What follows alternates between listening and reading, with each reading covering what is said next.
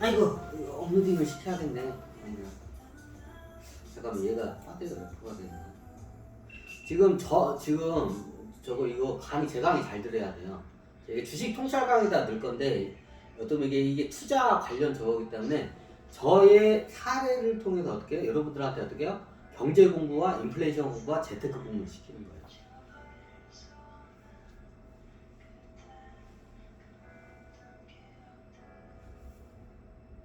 이제부터 굉장히 잘 들어야 돼요. 이거는 제 경험에서 제 뼛속에서 나오는 노하우이기 때문에 굉장히 잘 들어야 돼요. 자, 왜 이게 중요하냐면 그 당시에 제가 3.6 연이율 고정금리 3.6%의 법칙이라는 걸 만들어내요. 약 3.6%의 이자는 어떻게냐? 매달 0.3%를 내요. 1억 원을 빌리면 어떻게 해요? 이자가 어떻게 해요? 0.3%면 30만 원이에요. 자, 30만 원이면 이게 저기 월급 300만 원 받는 사람들은 어떻게 해요? 내가 월급이 300 정도 받아. 그럼 어떻게 해요? 내 월급의 10% 정도는 어떻게 해요? 이자로 감당을 할 수 있는 저기 어떻게 해요? 수준이 되죠. 그럼 어떻게 해요? 그거를 통해서 그때 어떻게 해요? 여러분들이 보통 저기 집을 사고 싶어 하죠. 스타트업까지 할 때 집을 사거나 뭘 이렇게 취득을 할 때 어떻게 해요? 레버리지를 쓸 수가 있어요. 이자가 쌀 때. 근데 이자가 비쌀 때는 그걸 추천하죠. 이자가 쌀 때 고정금리로 이게 하게 되면 어떻게 해요? 굉장히 레버리지 효과가 있습니다. 자, 원론적으로 한번 다시 들어갈게요. 제가 지금 농지은행에 이거를 갖다가 있죠. 그 당시에 제가 어떻게 해요? 저는 아버지부터 상속 받을 때 어떻게 해요? 상속도 아니야. 빚이 더 많았어, 조금 더. 이건 상속이 아니죠, 누가 봐도. 그때 상속 포기할까 말까, 저기 진시황 누나가 장관아 상속 포기할까 말까 하고 그래. 근데 저기 우리 아버지가 이자를 싸게 해서 나중에 어떻게 월세 내는 거에 반절은 이자로 되고 반절은 어떻게 해요? 원금을 갚아가면 이거 될 것 같다. 이자를 싼 걸 했기 때문에 그래요, 아버지가. 그래 어떻게 그렇게 해가지고 어떻게 해요? 그렇게 하자 해가지고 상속을 받아요. 빚이 더 많음에도 불구하고. 보통 다른 사람 같은 경우에는 빚이 많으면 어떻게 해요? 상속 포기를 해요. 그러면 알아서 이게 거기서 다 이게 돼. 그럼 원래 빚은 갖다가 어떻게 상속이 안 돼요.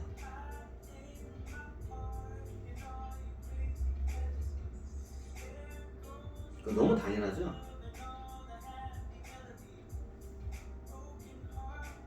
그러면 이게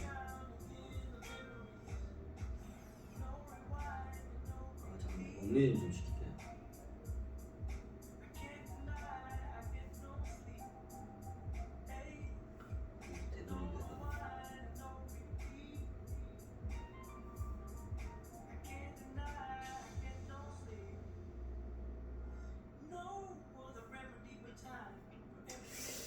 그래서 얼마 저거냐고요? 자, 여기서 하게 되면 저희 아버지 같은 경우 그때 이자가 거의 0%에 가까운 이자였어요. 왜냐하면 국가에서 지원해주기 때문에 지원해주는 그런 대출 상품을 많이 쓰셨기 때문에. 근데 결과적으로 어떻게 했나요? 빚이 더 많게 했지만 상속을 받아서 어떻게 해요? 그 당시에 10,000원 정도밖에 안 간 것 같아요. 10,000원, 14,000 원밖에 안 갔던 거 알고 있어요. 제가 시세가 한 평당. 근데 어떻게 해요? 14,000원 밖에 안 되던 게 어떻게 해요? 지금 현재 가격으로 제가 12만 5천 원 내었죠. 10배 정도, 약 10배 정도 올랐어요. 10,000원이 조금 넘었던 걸 알고 있어요. 그때 상속 받을 때. 나중에 IMF 때는 어떻게 10,000원 밑으로 떨어졌다고 했어요.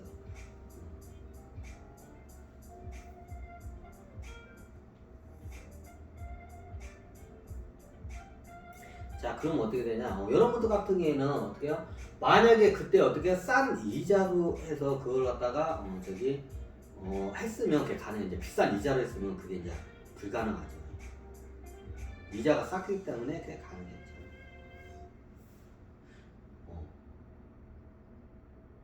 그럼 어떻게 해요? 어느 정도 인플레이션 감안하고 저거 할 것 같으면 어떻게 해요? 고정금리로 싸게 해가지고 어떻게 해요? 장기적으로 중도 상환하면서 가는 게 어떻게 해요? 굉장히 유리한 상품이에요. 그래서 제가 그 당시에 발견한 게 어떻게 해요? 3.6%의 법칙을 제가 발견해요. 자, 3.6%는 어떻게 해요? 3.6%의 대출 금리가 3.6%면 어떻게 해요? 이거는 고정금리에서 장기적으로 하면 어떻게 해요? 저기 부동산 같은 걸 뭘 사놔도 어떻게 해요? 인플레이션이 어떻게 해요? 인플레이션이 더 어떻게 해요? 인플레이션으로 해가지고 어떻게 해요? 더 이게 수익이 더 발생을 해요. 땅값이 오르고.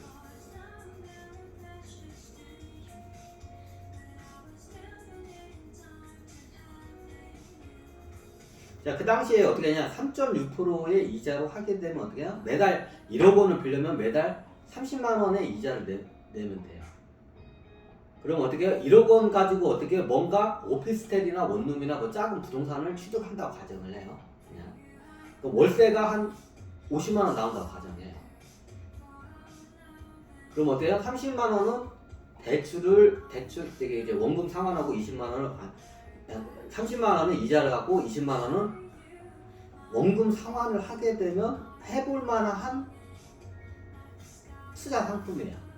근데 그걸 누구한테 투자하냐? 저한테 투자해요. 내가 월세로 예전에 강했죠. 내가 월세를 낸다고 생각하고 상환을 하면 돼요.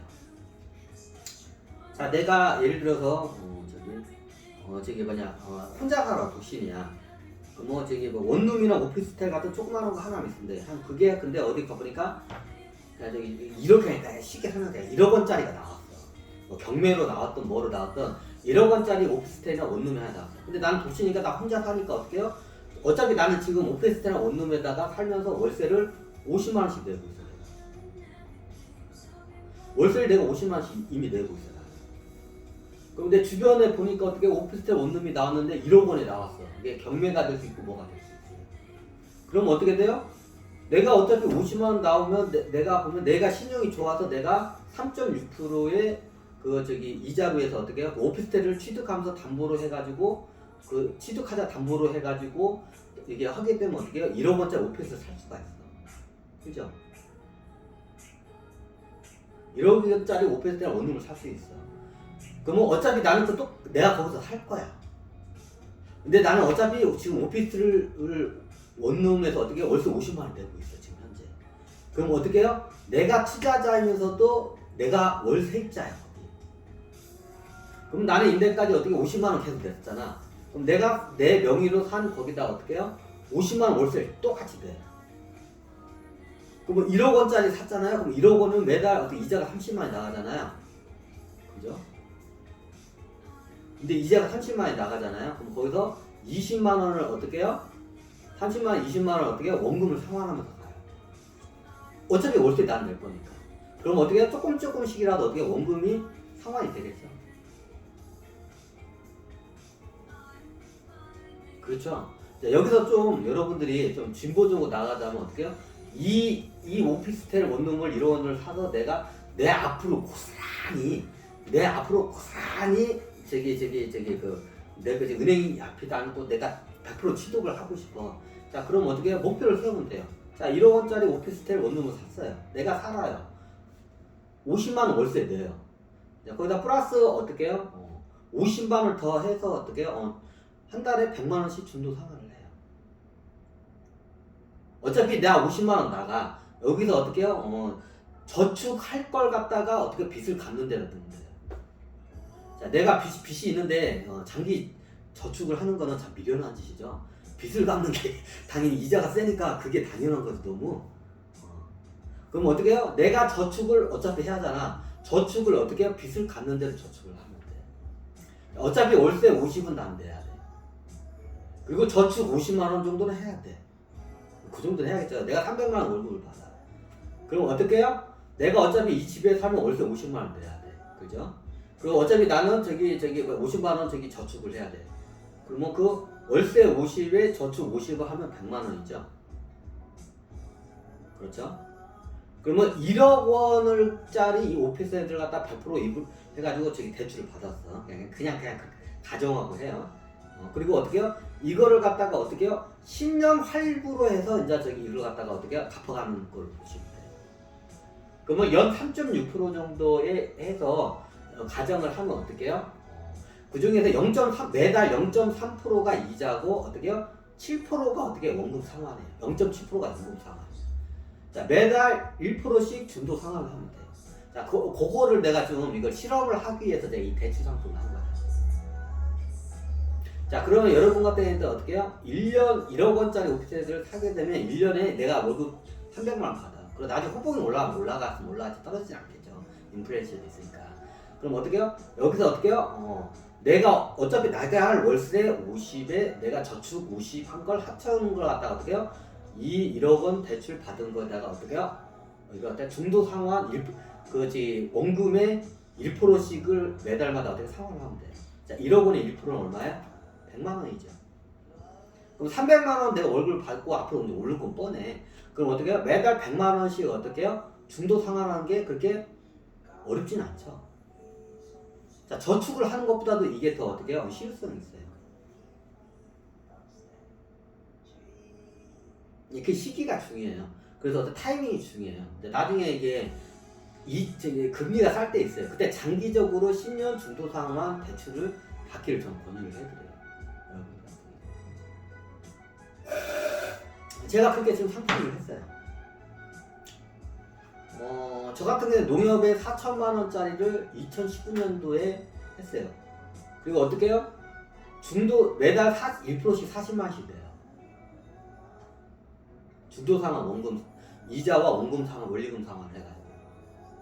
그럼 어떻게 해요? 만기 언제 다 그 할부가 끝나요? 2029년 1월이면 끝나요. 딱 10년이죠. 딱 10년이면 어떻게 해요?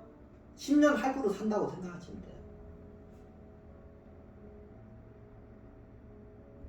요즘 젊은 분들이 연끌을 해가지고 저러는데 연끌을 해도 좋아요. 근데 감당할 수 있는 선과 지혜롭게 접근해야 돼요. 그리고 고정금리를 대출 이자가 높을 때 연끌하는 거는 참 좀 그렇죠. 한번 대출 금리가 떨어질 때가 와요, 일시적으로. 잠깐 한 번씩 와요. 그때 타이밍을 노리고 들어가는 게 좋아요. 보통 이게 보면 나중에 이게 경기 침체가 되면 어떻게 돼요? 이자가 떨어져요. 왜 경기가 침체되면 돈을 빌리려는 사람은 없어요. 공급과 수요 법칙에서 돈을 빌리는 사람은 없어. 그럼 이자가 떨어져요, 대출 이자. 그럼 내 신용 상태를 잘 갈고 닦아놓으면 어떻게 해요? 3%대의 고정금리를 한 번씩은 들어와요. 내 신용을 잘 닦아놓으면. 그럼 3%대 고정금리를 해서 10년 중도 상환으로 해가지고 매달 1%씩을 내잖아요. 그러면 어떻게 해요? 10년 할부로 해서 다 갚아나갈 수가 있어요. 제가 그걸 했어요. 2019년도부터 시작해서 2029년 말까지. 지금 2024년인데 지금 2,400 몇십만 원까지 갚아놨어요. 4천만 원짜리가. 2019, 20, 21, 22, 23. 약 5년도 내 횟수로 1월 달인가 봐요. 19, 20, 21, 22, 24. 거의 이제 만 5년이 가까워져요, 지금. 근데 2,400 정도, 2,400 몇십만 원밖에 없어요. 그리고 2019년도 1월인가? 1월 달이면 어떻게 해요? 완전 상환이 돼요. 농협도 똑같아요. 농협은 약간 이자가 세서 10년을 맞추니까 어떻게 해요? 3천만 원을 받았는데 30만 원은 안 돼. 그래서 31만 몇천 원을 맞춰놨어요. 그래야 딱 10년 만기로 할부를 해서 딱 끝나요. 좀 이자가 좀 높아, 거기. 국민연금보다 높아가지고. 여기 제가 3천만 원을 받았는데 10년 상환해요. 매달 어떻게 1%씩 돼요. 근데 30만 원 내면 어떻게 10년 안에 상환이 안 돼. 10년 안으로 상환을 맞추기 위해서 어떻게 되냐면 이자를 좀 더 이제 원금 상환을 들어가서 31만 5천 원인가? 31만 5천 원을 매달 상환을 해요. 그럼 어떻게 해요? 내가 2020년 2월 달이면 2월 달인가 1월 달에 내가 2020년 1월 달에 그거를 대출 시작하거든요. 만기가 언제냐? 2030년 1월 달이면 다 끝나요.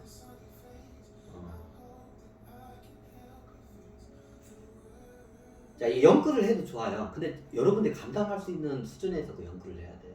그리고 어떻게 해요? 그 타이밍이 중요해요. 지금 타이밍이 안 좋아요. 요즘 서로 대출 받아가지고 막 연끌 쪽들 하는데 타이밍이 안 좋아요. 제일 좋은 게 뭐냐면 여러분들 일단 여러분들 몸 하나 누울 수 있는 어떻게 해요? 공간 하나를 보금자리 하나를 마련하는 게 꿈이잖아요.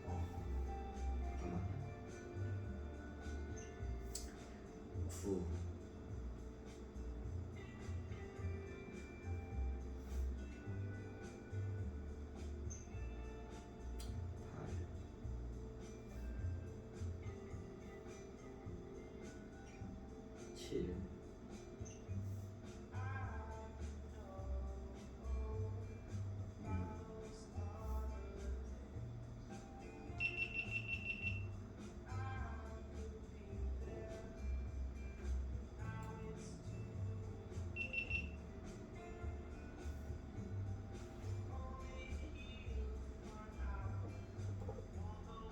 쥐밤 들고 그래. 또 해킹 들어왔네. 아이고.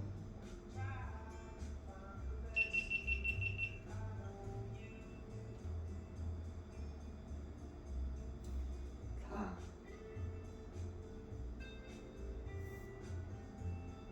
3.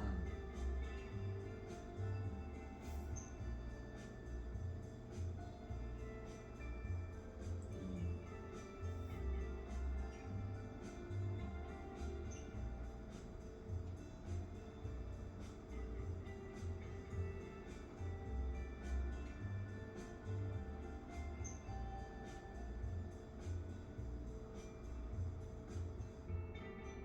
아, 저 업로딩 이제 하려고. 약간 차야. 잠깐만요, 업로딩 좀 하고.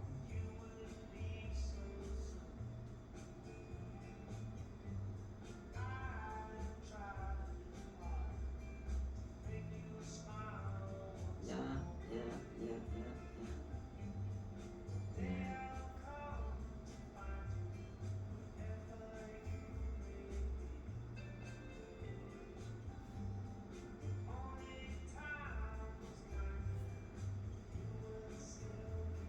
그래서 어떻게 되나요? 그래요. 그거를 보여주기 위해서 제 샘플을 적어요. 근데 지금 고정금리 한다는 거는 참 어리석어요. 한번 이게 떨어져요. 경계가 침체되게 되면 기업 같은 데서 이게 돈을 안 빌려요. 은행에서 잘. 경계가 침체되니까. 그럼 그때 어떻게 해요? 이자가 떨어져요. 대출 이자가 보통 떨어져요. 그럼 그 사이에 그냥 기다리고 있으면 내 신용도를 갈고 닦아야 돼. 예를 들면 카드론이나 이런 거 이 해가지고 신용을 깎아먹는 그 행위들이 많아요. 제가 아니더라도 저보다 더 전문가들 유튜브에 보면 신용 관리하는 법 이런 게 많이 보시면 알아요. 예를 들면 카드론이나 카드 뭐 현금 서비스 이런 거 받으면 신용도가 팍팍팍 깎여요. 그리고 예전에 저부터도 중고차를 중고차 같은 걸 중고차 할부로 쓰잖아요. 내 신용도가 깎여요. 왜냐면 제가 중고차 장사를 했기 때문에 그걸 잘 알아요. 그래서 어떻게 해요? 그러면 그게 이자가 떨어졌을 때 3%대의 이자가 떨어질 때요. 내가 3% 이자가 떨어졌을 때 어떻게 해요? 내 신용도가 좋아야 3% 이자 대출이자를 쓸 수가 있어요. 너무 당연하죠. 신용도가 안 좋으면 그 때가 와도 못해요. 그럼 준비를 해야 돼요. 내 신용도를 어떻게 해요? 칼로 닦아야 돼. 그럼 어떻게 최소 하지 말아야 할 짓은 뭐냐? 카드론이나 카드 대출, 카드 현금 서비스, 그리고 중고차 할부, 그리고 보험 회사에서 이게 대출 받는 거세요. 그거 신용도 깎아먹는데 굉장히 이게 안 좋아요. 이런 걸 하지 마셔야 돼.